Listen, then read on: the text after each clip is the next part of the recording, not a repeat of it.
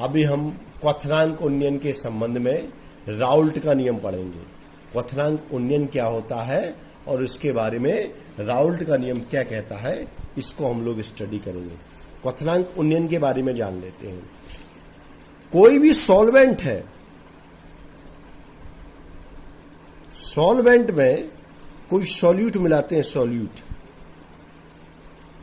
जब किसी सॉल्वेंट में कोई सॉल्यूट को ऐड कर दिया जाता है, यानी मिला दिया जाता है, तो सॉल्वेंट के वाष्प दाब में कमी हो जाती है, वाष्प दाब कम हो जाता है।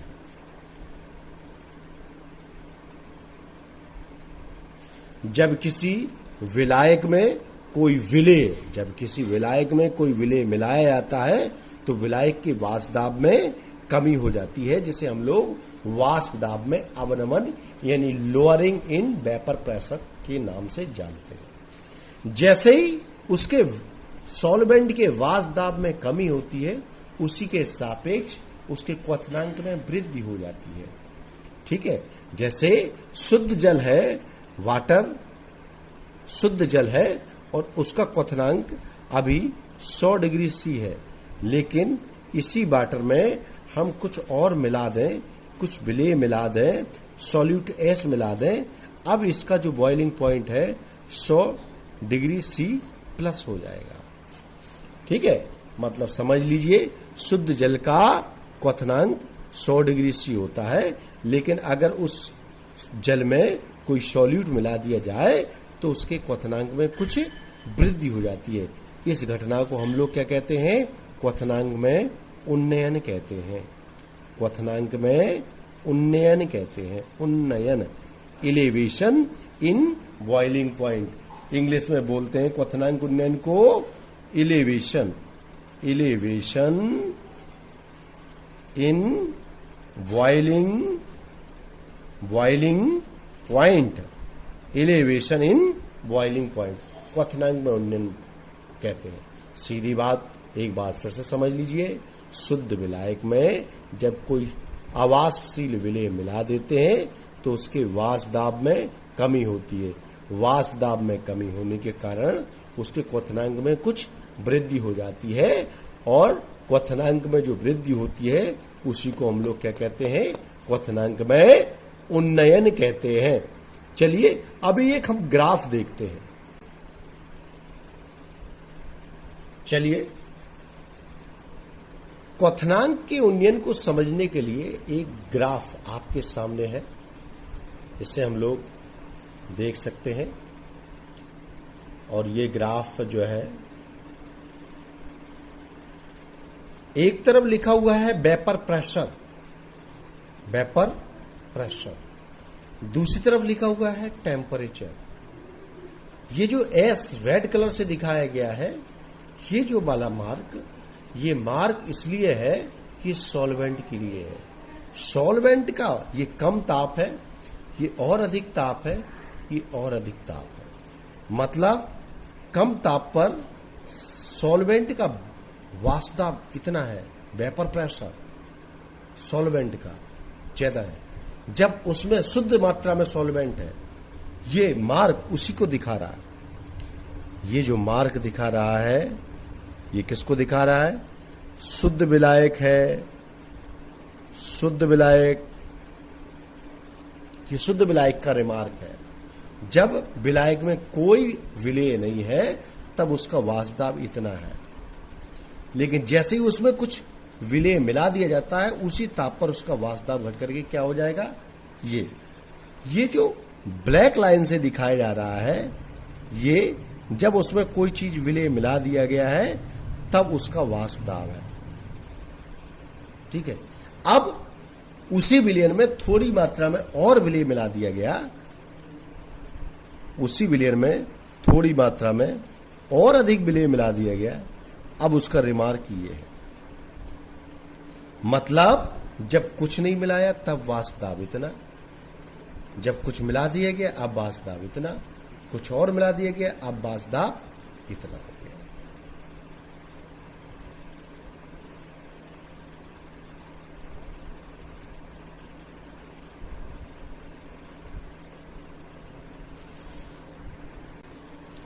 अब यहां कुछ बातें और जान लें। ये T0 लिखा हुआ है, यानी शुद्ध विलायक का वाष्प। उसी में जब हम कुछ विलेय मिला देंगे, अब उसका वाष्प T1 टेम्परेचर के बराबर होगा।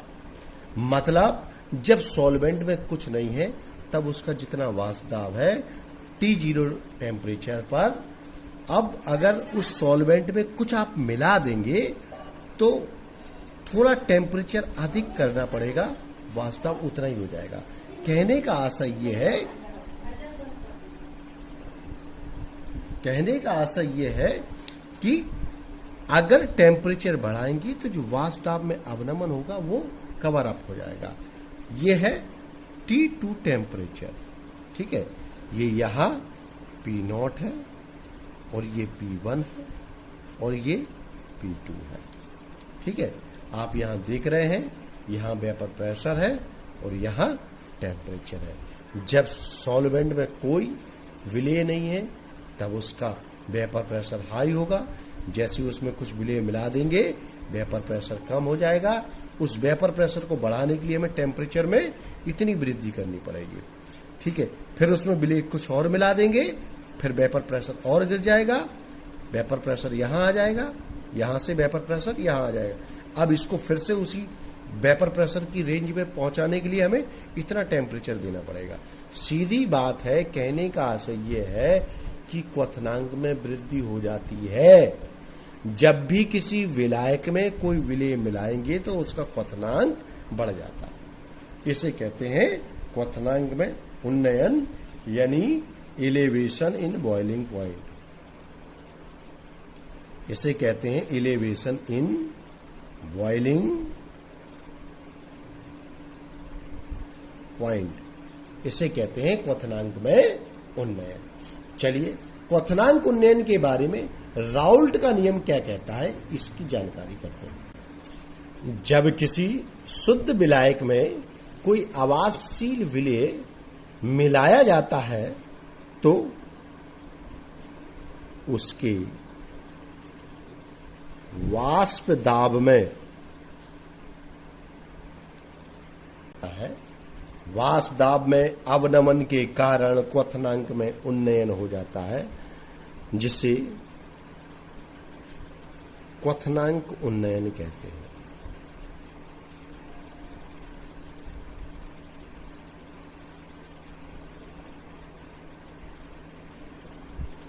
जिसे क्वथनांक में उन्नयन कहते हैं। राउल्ट का नियम इसके बारे में दो बातें व्यक्त करता है, दो स्टेटमेंट देता है। राउल्ट का नियम, राउल्ट के नियम से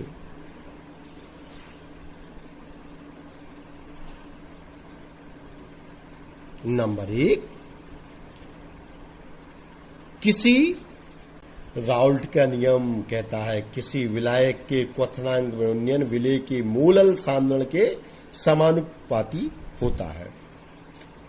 यदि क्वथनांक में उन्नयन डेल्टा टीवी है व मूलल सांद्रण सीएम हो, तब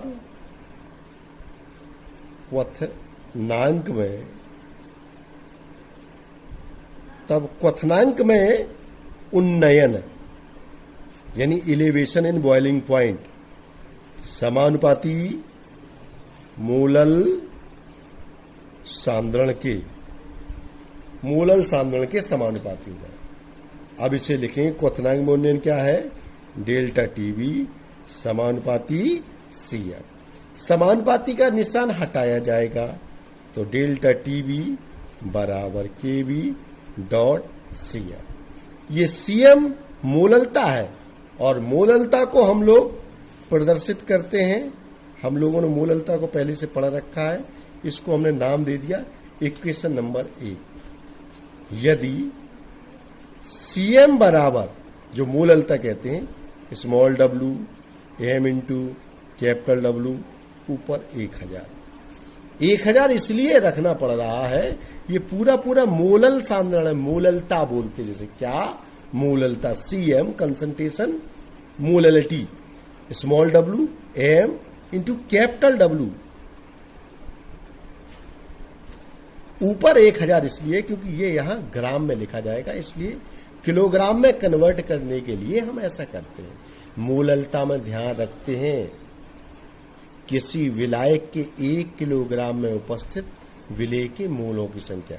अब इस CM की वैल्यू को समीकरण नंबर 1 में रखेंगे। समीकरण 1 में CM का मान रखने पर, समीकरण 1 में CM का मान रख देंगे तब क्या हो जाएगा, डेल्टा TB बराबर KB dot small w into 1000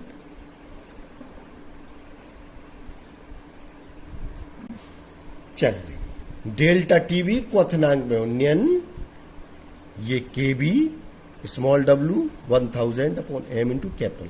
अब यहां कुछ संकेत आ गए हैं, उनको हम लोग समझ लेते हैं। यहां जहां KB बराबर मूलल उन्नयन, मूलल उन्नयन स्थिरांक है, मूलल उन्नयन स्थिरांक से हम लोग कहते हैं मूलल एलिवेशन कांस्टेंट, मूलल एलिवेशन कांस्टेंट कहते हैं, मूलल उन्नयन स्थिरांक कहते हैं, या इसी को एक और नाम से जानते हैं इवलियोस्कोपिक, इवलियोस्कोपिक, स्कोपिक कांस्टेंट, इवलियोस्कोपिक कांस्टेंट भी कहते हैं।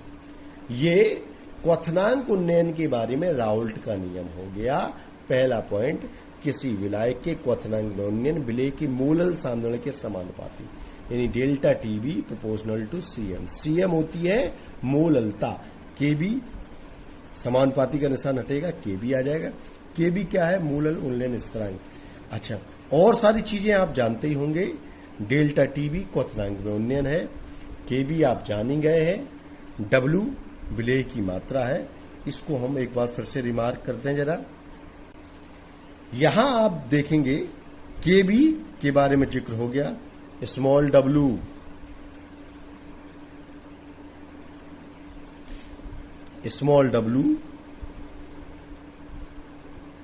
विलेय की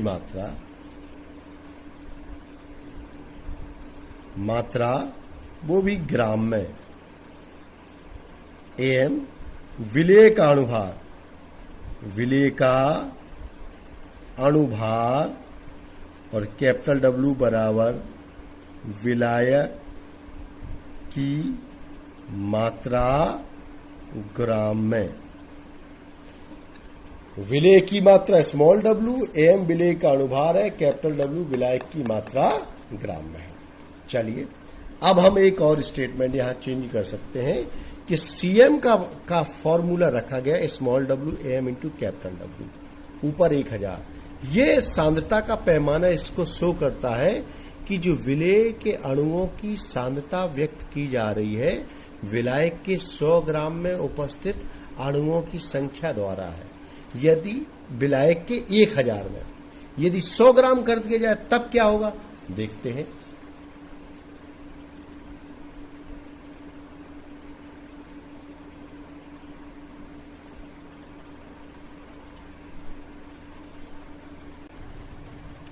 अब देखते हैं, यदि विलयन की सांद्रता विलायक के 100 ग्राम में उपस्थित,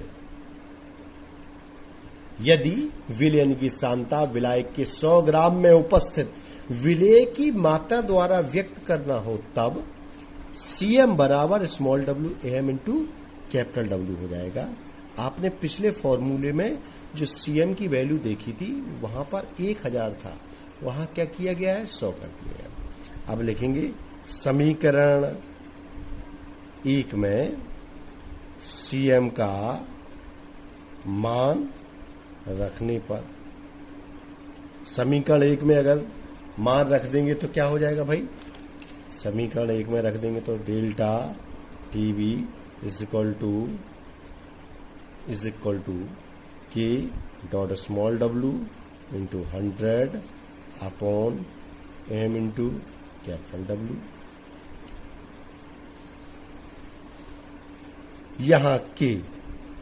जहां के बराबर आणविक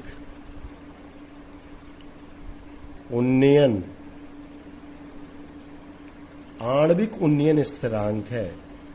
आणविक उन्नयन स्थिरांक इसको कहते हैं molecular elevation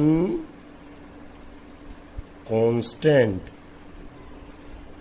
molecular elevation constant कहते हैं। मतलब मोललता है, मोललता को अगर 1000 में व्यक्त करके लिखेंगे तो यहां 1000 आ जाएगा। अगर सांद्रता को विलायक के 100 ग्राम में उपस्थित विलेय के अणुओं द्वारा व्यक्त करनी हो तो फिर भाई 1000 आ जाएगा यहां पर। चलिए, ये राउल्ट के नियम का पहला पॉइंट हो गया। दूसरा पॉइंट क्या कहता है राउल्ट के नियम से? यदि किसी विलायक, चलिए राउल्ट ने इसी के बारे में कुछ और कहा है। यदि किसी विलायक के समान आयतन में भिन्न भिन्न पदार्थों के समअणुभार घुले हों तो उनके क्वथनांक में उन्नयन समान होता है। इसको एक एग्जाम्पल के द्वारा समझ सकते हैं। ये देखिए, हमने विलायक के समान आयतन कल्पना करके एक पात्र में लिए हुए हैं। ठीक है, समान आयतन ले रहे हैं। इसमें हमने सब में 1 लीटर है, सभी में 1 लीटर है सॉल्वेंट, और इसमें 1 मोल ग्लूकोज, इसमें 1 मोल सुक्रोज, और इसमें 1 मोल यूरिया, इसमें 1 मोल ग्लूकोज पहले वाले पात्र ए, पात्र बी और पात्र सी। पात्र ए में 1 मोल ग्लूकोज लिया गया है। 1 मोल ग्लूकोज का बराबर होता है, मतलब होता है 180 ग्राम ग्लूकोज लिया है। पात्र बी में 1 मोल सुक्रोज बराबर होता है 342 ग्राम सुक्रोज लिया गया है। पात्र सी में 1 मोल यूरिया बराबर होता है 60 ग्राम यूरिया। मतलब इस पात्र ए में 1 लीटर पानी में 180 ग्राम ग्लूकोज घोला गया है। पात्र बी में 1 लीटर पानी में 342 ग्राम सुक्रोज घोला गया है। पात्र सी में 1 लीटर पानी में 60 ग्राम यूरिया घोला गया है। तीनों पात्रों में जो विलयन है उनके क्वथनांक में जो उन्नयन होगा वो समान होगा। क्यों समान होगा?